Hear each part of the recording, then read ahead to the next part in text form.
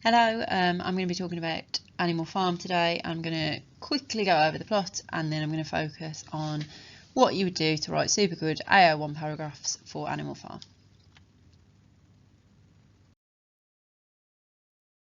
Okay, so just to start off, what does that mean, AO1 paragraphs? This is what it means. It means answering the question, showing your understanding of the text, and using quotes and references to support what you're saying.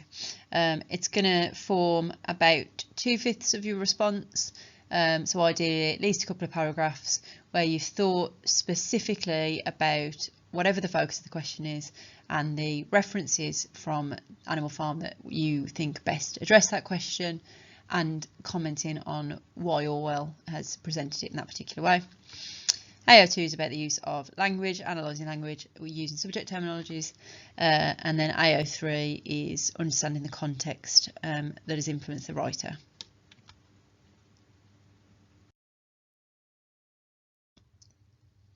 So what do I do if I want to get a high mark for AO1? You need to know the text well. There's no getting around that, there's no shortcut for that. The better you know the text, the more precisely you can select quotations or specific references to write about. Remember, we don't need quotations, it's not a test of memory in that respect. So we're going to use quotations for AO2 because we can't analyse language without a quotation, but for our references, for our AO1 points that we're referring to, a specific reference is just as good as a quotation. We just need to make sure that it is specific. So if I was talking about when Molly wants to have ribbons, then I might be saying when she goes into the farmhouse and holds the ribbons up next to her. So we're showing that understanding of that specific moment. So I need to be fairly precise in what I'm talking about. You need to answer the question. Alarming number of people want to say all the clever things they know. You might, in your head, I know this really clever thing and I desperately want to tell the examiner that because they're going to be really impressed, but they're only going to be impressed if it answers the question. So it's why I always recommend planning. You sit for a little bit and you think, okay, what do I know about the text in relation to that theme, or what do I know about that character? And we are really selective in what we're choosing. We're not just saying here's a brain dump of everything I know. You think about the characters, how they're presented in the text, why they're presented in that way. Do they change? Do they stay the same? Why is that? You show that understanding of the characters as well as the events. Moving up, you're going to try and think about why. So identifying this links to this theme will get me a certain amount of marks, but not that many. I need to start to think, what is the writer trying to tell me about that particular theme? What are they saying about that? What are they trying to highlight, draw attention to, criticise, comment on, promote? What are they trying to say? And that bit's a little bit harder, but we're going to have a look at Orwell's big ideas, the things that we know that he cares about, and then often we can link it to one of those. If you're writing about a theme, you can look at both sides. So big themes allow you to look at two sides, and that makes suddenly it's a little bit easier because there are more possible references. So for example, if you were writing about intelligence, you would absolutely be getting AO1 marks for talking about characters who are intelligent, but you'd also be getting marks for characters who aren't intelligent. So if it's one of those big themes that you feel does flip, feel free to talk about the other side as well. Okay, so here are Orwell's big ideas, the things that we know consistently he is promoting in his various books that he's written. He believes in socialism. So socialism is often confused with communism, and it is a little bit different because it's about the idea of a society that supports everybody appropriately. It's not everything is equally distributed. It's about a society that ensures that all members of that society have the things that they need, and it isn't that everything is centrally controlled. And he believes that's a good idea. He believes that that would be a fair society. So things like the NHS, all people have access to the NHS. It's a socialist construct. Everybody can access that. You don't just get to access it if you're rich or if you're poor. It's for everybody, and that's a socialist idea. He believes in democracy. He believes that everybody should get a say and that everybody should get a vote, but he does believe sometimes politicians are tricking people. They say the things that they think people want to hear, and then when they're in power they ignore that altogether, so that democracy is a good idea, but it's only good if you know what you're voting for, and if what you vote for is what you actually get. He hates controlling governments, totalitarian governments that rule everything, and he hates tyrannical leaders. He believes it's human nature to be selfish. He thinks fundamentally we all are selfish, and that if you put somebody in a position of power, they will do things to benefit themselves. I think history suggests that's probably the case. He believes that because of that, all leaders are corrupt, and that the fairest society is one that has no hierarchy, where there isn't a single leader. A lot of this obviously is overlapping into context, but can really be brought into AO1 when we're starting to think about what he's trying to draw attention to or highlight. He believes language is power. He believes that politicians can use language to trick you, that people can make you believe anything. People that are good with words can make you think anything, and we definitely see that with Squealer and that ability to trick the people around him because of his use of language. He believes that we should actively question the world around us. We're supposed to be questioning as we read Animal Farm. The things that we're told aren't necessarily the truth, and the things that the pigs tell the other animals aren't truthful. And as a reader, we have to be constantly thinking, is that right? Is that what really happened? Is that how that really works? And that's that mirroring how he wants you to engage with the world on that level. He wants you to constantly question things and not just accept things that we're told. He believes that in order to be like the best population is an educated population, because it's easier to see through the lies that people are telling you if you're clever, and that very often dictators take advantage of not educating people in order to make them easier to manipulate.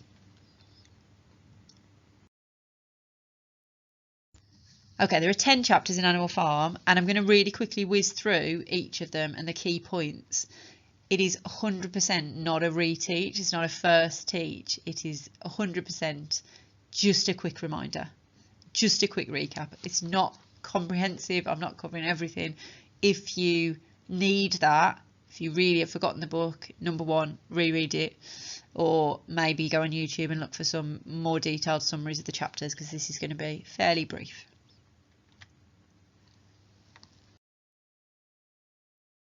Okay, so chapter 1, a significant thing in chapter 1, we establish that Farmer Jones is an alcoholic and a flawed farmer, got the potential to be a good farmer, but isn't, and the animals are not very well looked after.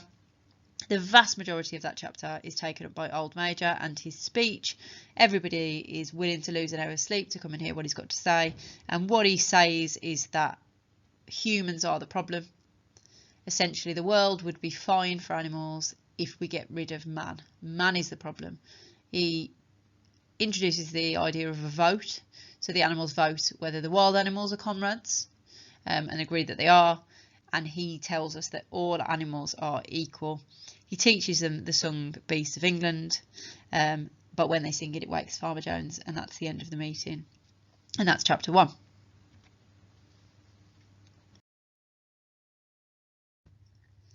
Three nights after the meeting, Old Major unfortunately dies in his sleep, and the animals start to think about preparing for the rebellion. He's planted that seed, and many of the pigs are totally on board. They come up with a system, and they call it animalism, and obviously that's communism. One night, Farmer Jones gets so drunk that he doesn't come back until the next day, and then he falls asleep again. And the animals are unfed and hungry, so they break into the store shed and they eat the food in the bins. When Farmer Jones wakes up, he and the other men realise what the animals are doing and start to beat them. But the animals are motivated and hungry and irritated and frustrated by the mistreatment, and have been incentivised by Old Major to fight for equality, and so they fight back and they expel the humans. The animals are absolutely ecstatic. They run around the farm, they can't believe it's their own, and they create the 7 commandments, the most important of which is all animals are equal.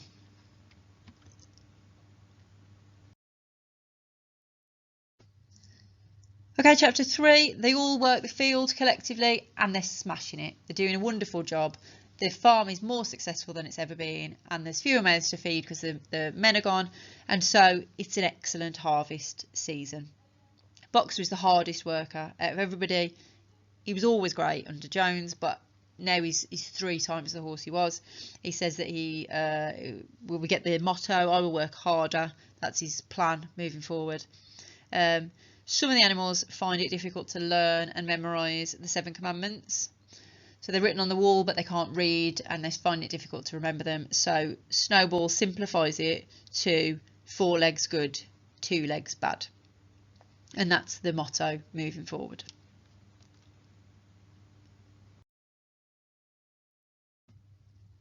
Chapter 4, Snowball and Napoleon are sending out the pigeons to try and stir up rebellion in other farms. Farmer Jones is miffed that he's been kicked out of his farm and decides that he wants to have a go at recapturing Manor Farm. The animals suspected that this would happen, and Snowball has been put in charge of military strategy, and they do an excellent strategy, and they defeat the humans at what they call the Battle of the Cowshed. At the end of the chapter, Boxer believes that he's accidentally killed a boy with his hoof. It turns out he hasn't, but he's gutted at the idea of having hurt anybody, and Snowball tells him that the only good human is a dead human, and we see that coldness that Snowball has and that willingness to sort of die for animalism. He was amazing in the battle, and they've defeated the humans yet again.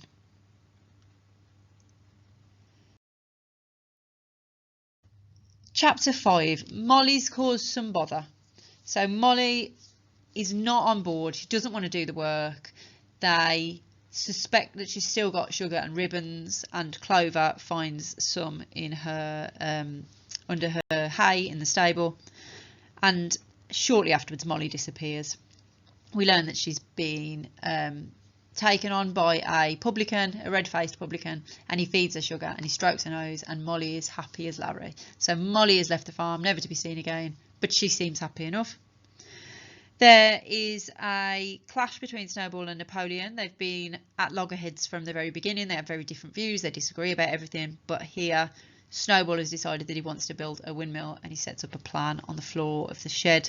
Napoleon says we shouldn't build the windmill, and Snowball stands up in front of the animals and gives an impassioned speech for why they should. It looks like all the animals are going to vote for the windmill, and then suddenly out of nowhere we have 9 massive dogs who chase Snowball off the farm, never to be seen again. At the end of the chapter, Napoleon announces that they will in fact build the windmill after all, and he wasn't against it because he didn't think it was a good idea. He was against it because it was his idea that Snowball had stolen.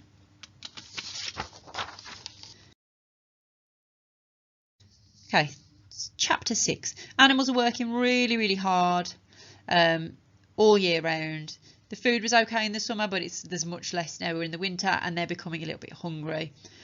Napoleon decides to engage in some trade with humans, and a Mr. Whymper arrives at the farm once a week, and he engages in trade on behalf of the animals. Mr. Jones has gone away to the other side of the country, so this is their farm now officially.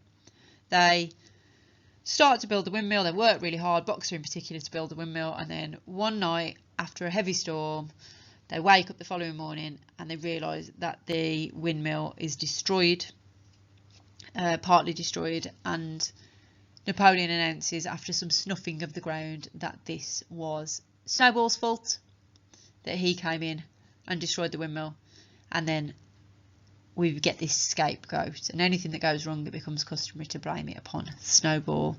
They begin rebuilding the windmill, and they build every day until it's finished on not enough food and a load of extra work.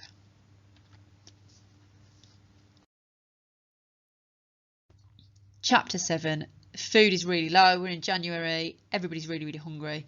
Napoleon's made a deal with Whymper that they'll give him 400 eggs in return for some food and some grain. The hens are not happy about that, and we have like a little mini rebellion. Napoleon decides to punish the hens, not feeding them, and eventually some of them die, and then they go back to normal and agree to give away their eggs. In this chapter we also have our sort of biggest moment of violence. The animals all gather, and Napoleon tells them that Snowball is stuck into the farm and is causing mischief and is like in affiliated with some of the other animals. And so a number of the animals are executed on the spot, and there is a pile of bodies of the dogs, tearing them to pieces. In that battle, well, not that battle, in that execution, one of the dogs flies at Boxer, and Boxer pins the dog to the ground, looks to Napoleon as to whether or not he should kill him, and Napoleon says let him go, and he lets him go. But we're reminded of Boxer's strength and his ability to prevent these things from happening if he wanted to.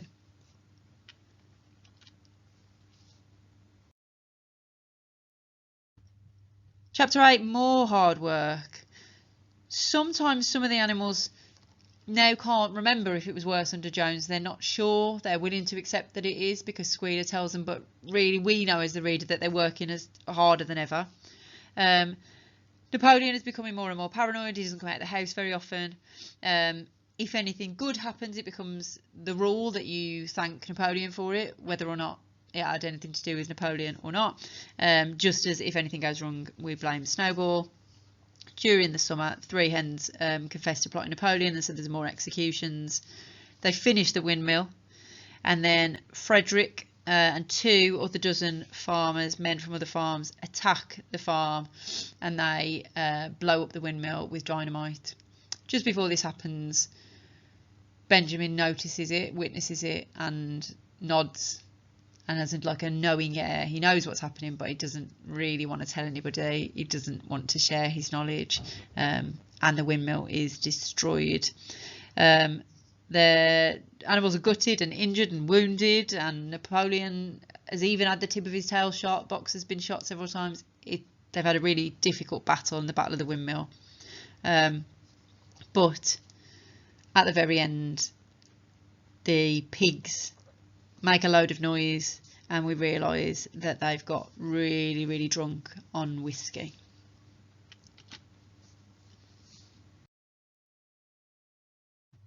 Chapter 9 is a bit of a sad one. So the rations are reduced at the start, and they're even hungrier. There's lots of working, and at one point Boxer falls and can't get up. He's taken back to the stalls, and the pigs arrange for him to go to a vet or a hospital. And when the truck arrives, on the side it says Alfred Simmons, horse slaughterer and glue boiler, Willingdon. So the animals realise what's happening because Benjamin reads it, but it's too late to get Boxer out, and he's too weak to break out himself. And at the end of the chapter, Squealer tells us that he died despite all their best efforts, and that his final wish was to just say that Napoleon is always right. And then somehow, the pigs manage to get some more money for whiskey, and they get drunk again.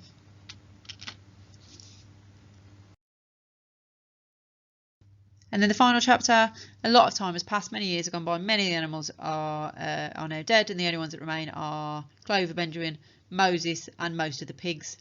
The farm's doing really well financially, and the pigs are getting fatter and fatter, but the animals are working harder and harder and having less and less. There is a meeting with some of the other farms, with the human farmers, and they sort of become friends. They're drinking together around a table, they're playing cards. Napoleon announces that it's now going to be called Manor Farm again. It's not going to be called Animal Farm anymore, so it goes back to the way it was originally. And at the end, we realise that there's been a bit of cheating because the same card has been played by Pilkington and Napoleon. So this is that reminder that all of our leaders are corrupt anyway, so it doesn't really matter who's in charge.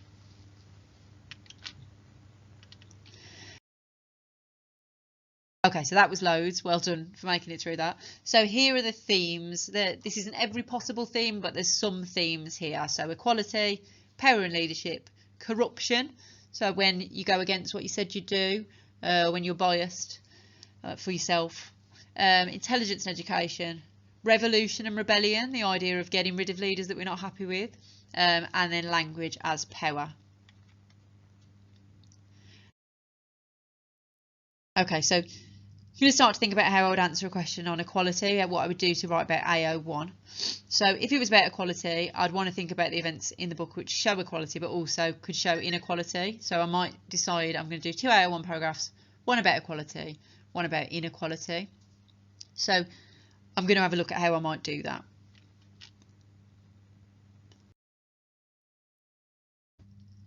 So I might start by thinking about moments where the animals are, or at least feel, like they're equal. So I might start my exam by just doing a quick little plan of any moments that I can think of that would relate to that theme.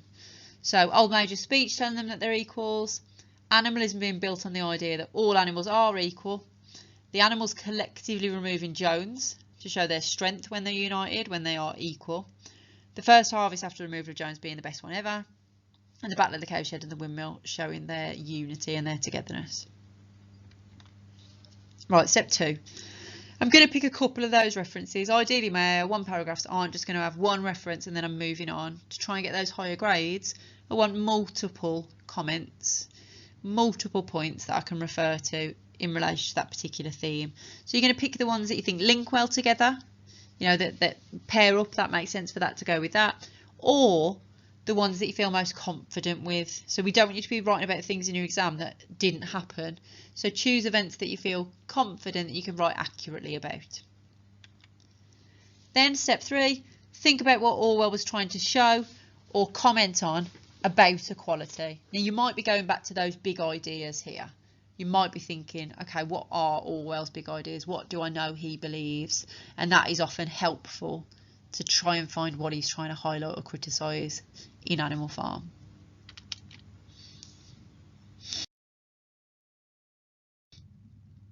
And then I write it up. So I've got a level 4 here, which it's difficult to add grades because the boundaries obviously move, but probably around a GCSE grade 5-ish here. Now I've put in bold the words about equality because I want to show my examiner that I'm really on task. I really want my AO1 paragraphs to be really focused on answering that question. That's absolutely the key to getting a high mark. So here is an example of an AO1 paragraph about equality that's going to get me about a GCSE grade 5. Fundamentally, Orwell wrote Animal Farm to highlight the inequalities in the Russian Revolution and leaders in general. So I'm starting with my big idea. This is what he's trying to show me. And then I'm going to say how that links to the idea of equality. It is the goal of equality put forth in Old Major's speech which inspires the animals to rebel against human control.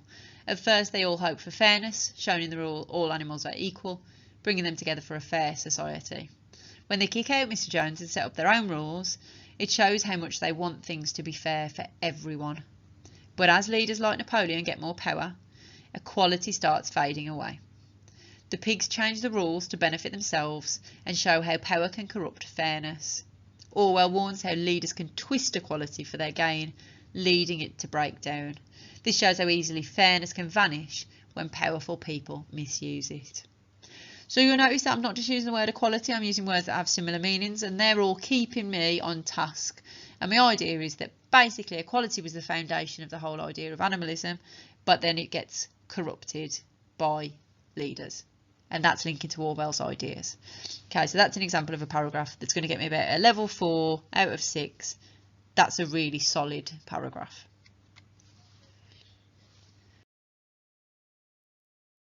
Okay, if I'm somebody that's trying to do better, and this would get me a very, very top grade, so this is the top level, you're going to see a significant shift in the use of vocab, the way in which things are phrased. Now that isn't the same as just using words you don't understand. I put some big words in. It's just thinking carefully about the language that you do know to make sure that you're phrasing things as best you can. You're also going to see more references to back up what I'm saying, like more evidence for my argument. And basically the argument here is equality leads to success and inequality leads to failure. And that's the thread that goes through this paragraph. And there's multiple references to show it. Okay, so those are the things I'm looking for. This is about GCSE grade 9. Fundamentally, Orwell's Animal Farm serves as a commentary on the inequalities of the Russian Revolution and leadership in general. The ideal of equality, initially instigated through Old Major's impassioned speech, becomes the catalyst that encourages the animals to overthrow human control. Initially, This creates a collective aspiration for fairness, which is summed up in the rule all animals are equal, uniting them in the pursuit of a fairer, more equal society. Their expulsion of Mr. Jones and the establishment of their own governance demonstrates their desire for universal equity. Furthermore, Animal Farm is most successful when equality is established. The harvest is the best one ever, and all the animals have their share. Here, Orwell is emphasising how an equal society with no hierarchical division can flourish and thrive. However, as Napoleon gets more power, the concept of equality gradually diminishes. The pigs, particularly Napoleon, exploit their positions, manipulating rules to favour themselves, which accurately highlights the corruptive influence of power on fairness. Now, when a power-based hierarchy is established, the farm is unsuccessful. There are shortages for all animals, other than the pigs and dogs. Crops are ruined, and the hens must unwillingly donate their eggs. Orwell is trying to highlight how leaders distort the essence of equality for personal gain, which ultimately means that equality no longer exists. The novella emphasises how fairness becomes fragile in the hands of those in power when it is used for self-serving motives. So a lot of the same ideas, but some extra thrown in, a bit of a thread, and a real increase in the use of vocab there. That's moving me up into those higher levels.